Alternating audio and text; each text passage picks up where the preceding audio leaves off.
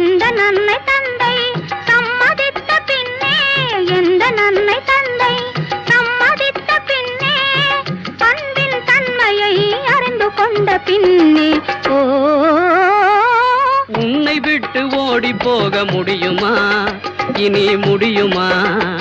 என் உள்ளம் காணும் கனவு என்ன தெரியுமா தெரியுமா